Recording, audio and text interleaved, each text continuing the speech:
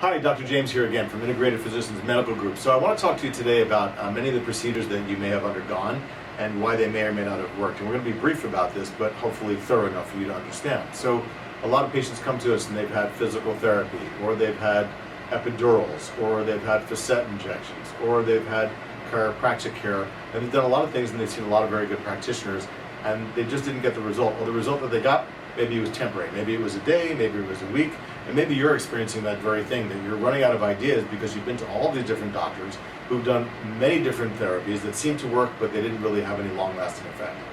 So we're back to the diagnosis aspect of this, and that is diagnosing what parts of the spine, what parts of your health have been failing that would be contributing to you not healing properly.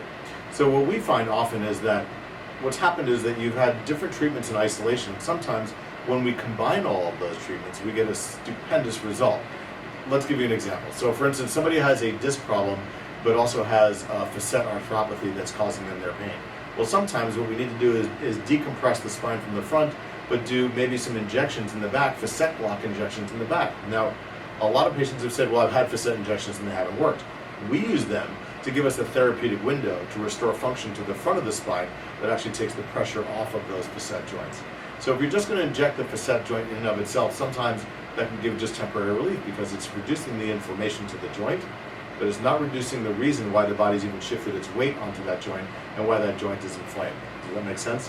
So we may need to do that. We may need to do some particular brain-based activities to start to fire up the muscles in your spine to give them more stability. And then we have to give you some very specific exercises to work on those anti-gravity muscles so that you can resist gravity the way that you were designed to. All that in the context of, depending upon how much degeneration has occurred in your spine, how much physiological damage has occurred, will really determine what the probable predictable future is for you, what your outcome would be with that. So we take all of those things into consideration, but the important thing to know is, just because you've had many different therapies, and we may even require or ask or suggest that you do some of the therapies you had before, but it's the sequencing of how we do them that makes all the difference in the world.